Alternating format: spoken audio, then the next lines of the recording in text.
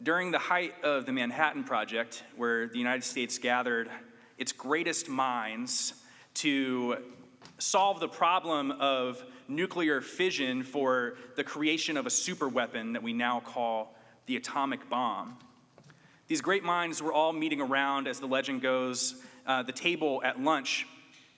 And one nuclear physicist with the name of Enrico Fermi asked a really simple question that could not be answered by anyone else sitting around his table. And the question was this: where is everybody? So Fermi looked out into the vastness of the universe, trillions of stars, billions of galaxies. And upon some of those stars, there were planets that he knew fit within something called the Goldilocks zone. A planet that's far enough away from a sun or a star that it could not be boiling hot, but close enough to the sun that liquid water could exist before it turned to ice.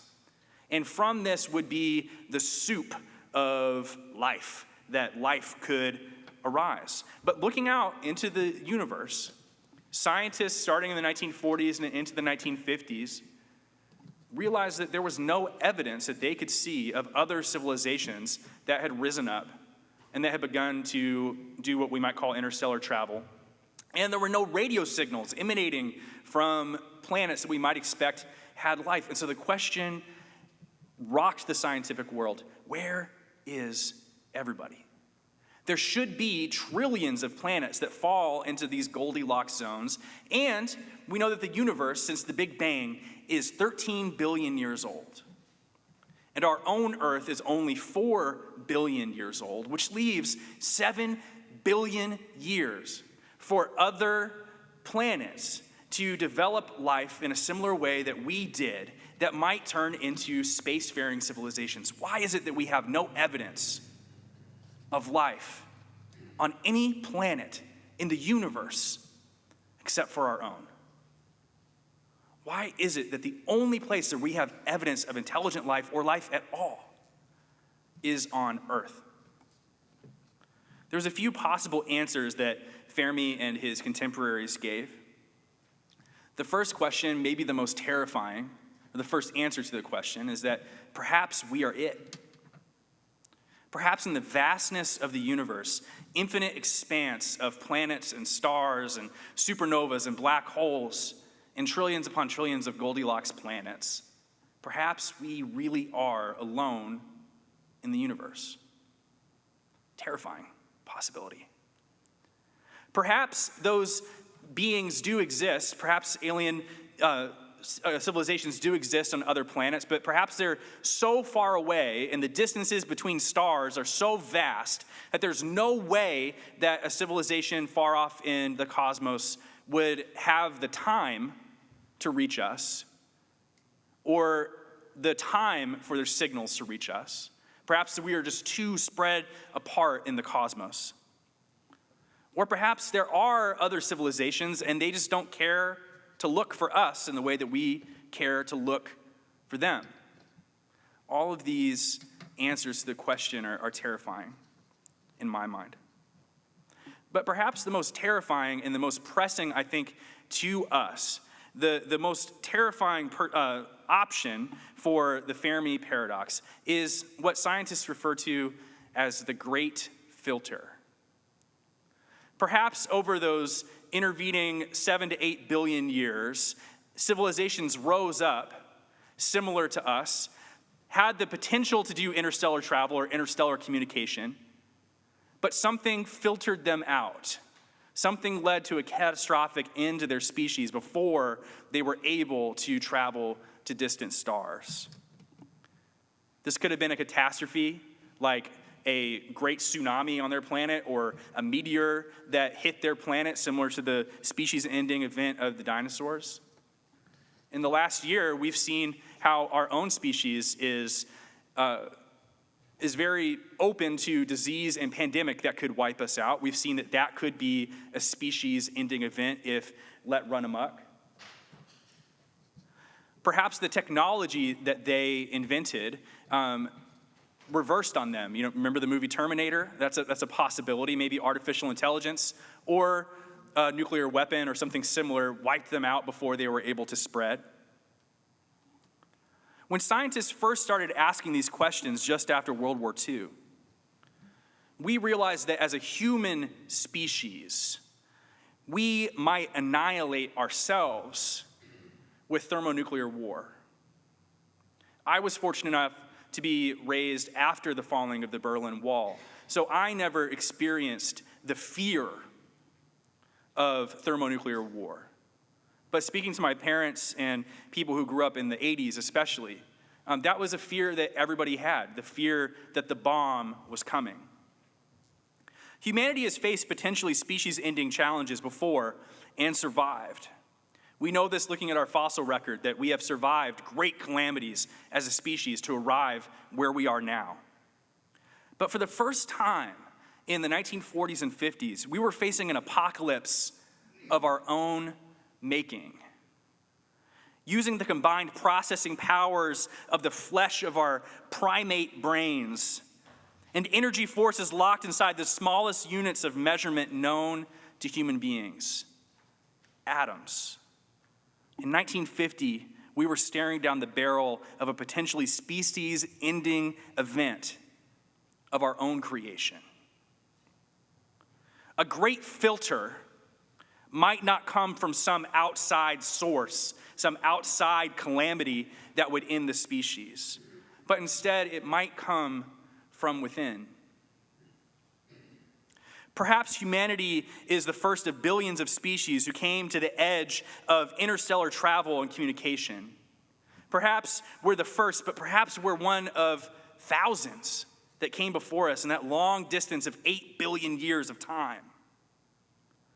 But perhaps we're facing down the possibility that, like them, we might wipe ourselves out before we're able to achieve the potential of our species, the potential for us to even move and evolve past our own home planet.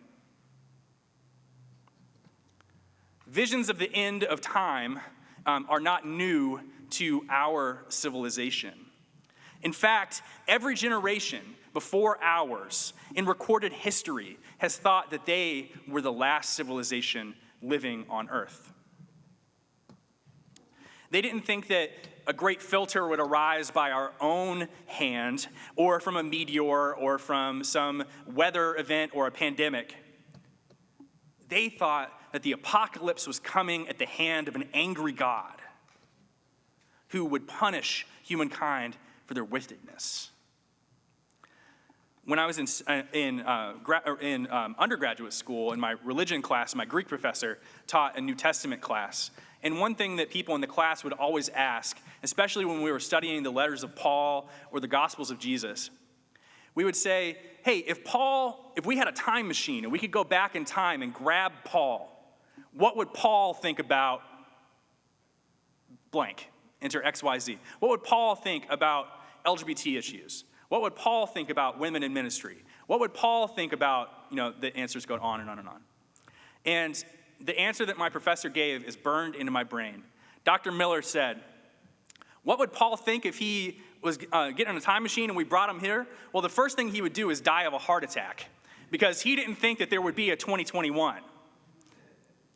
Paul and Jesus said that the end of time was nigh, that the end was coming quickly, and the disciples better prepare. In the selection from Mark 13 that we read this morning, Jesus is full of warnings about the end. He warns about the destruction of the temple. He warns about false prophets. False prophet is something that I'm called very often on TikTok, by the way. We get a vision of stars falling from the sky. In Jesus' time, people thought that the stars themselves were angels in heaven. This is where we get the image in Revelation of a third of the stars falling from the sky, a third of the angels of heaven joining forces with Satan. You have a vision that Jesus riffs on from Isaiah of the sun going dark and the moon turning red.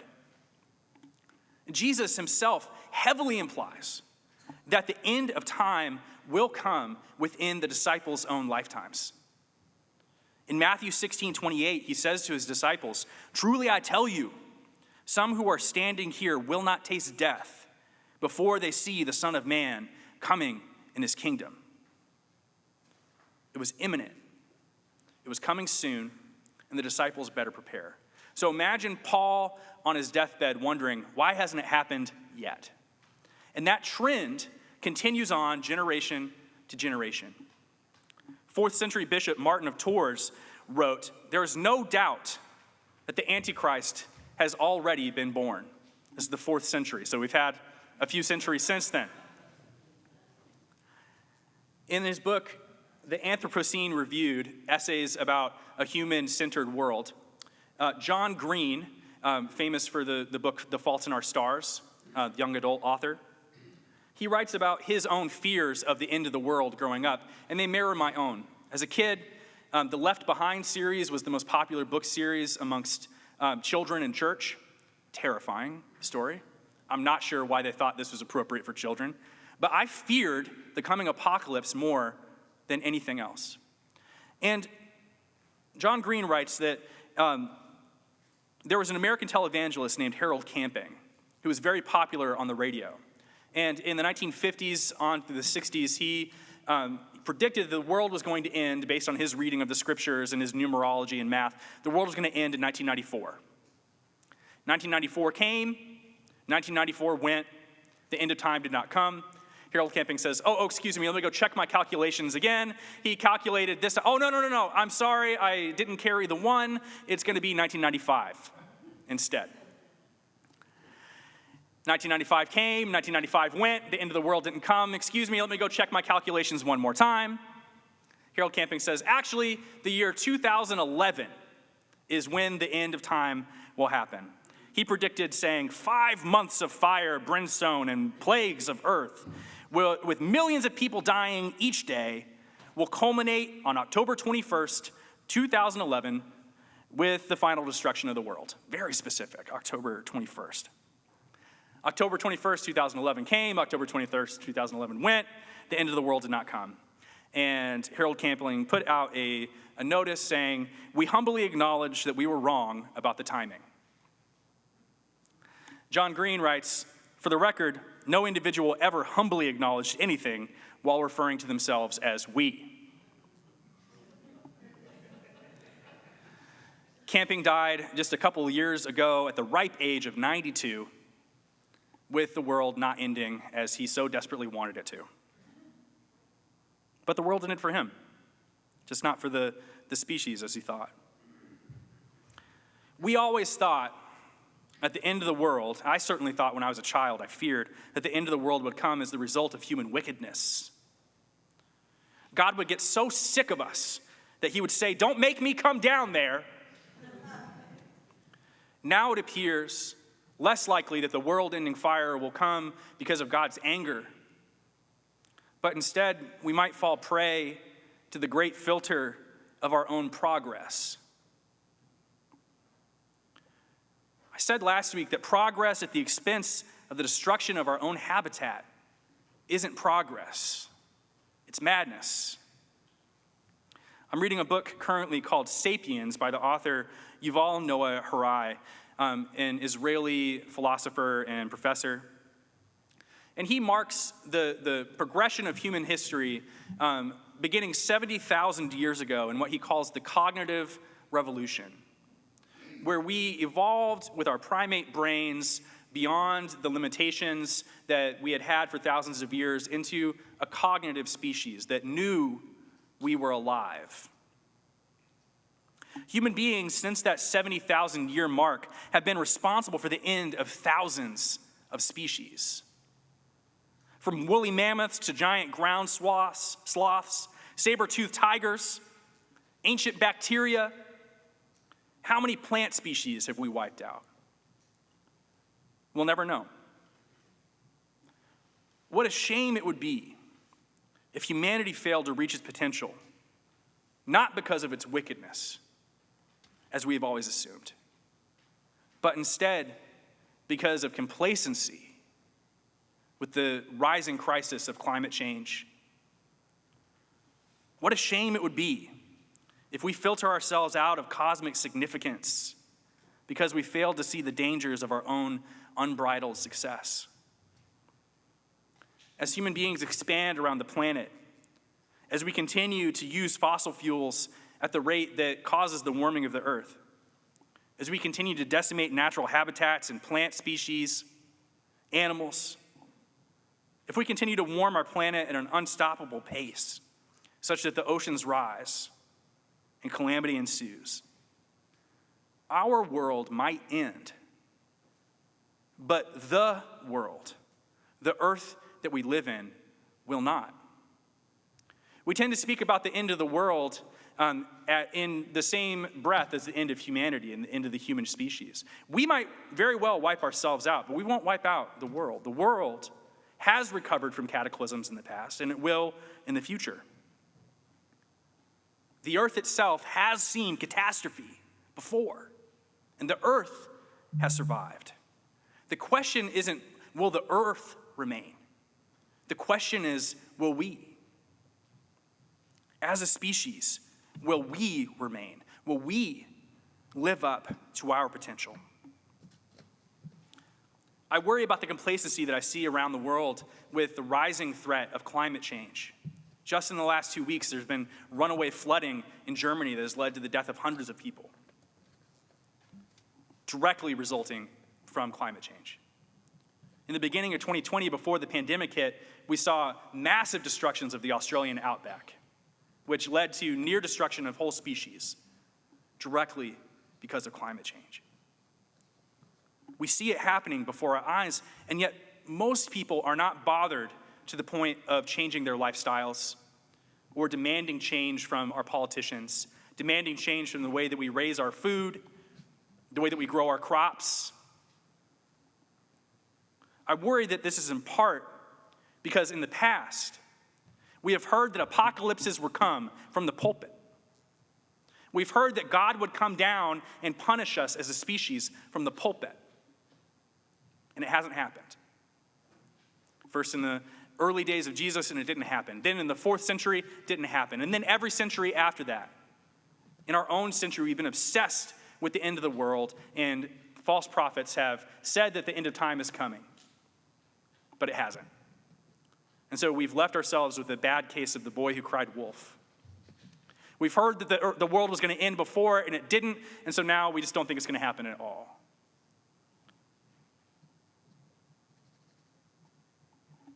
We've been the boy who cried wolf. We've been the species who cried apocalypse. And so now nobody is bothered enough by the calamities that are facing us in the imminent future.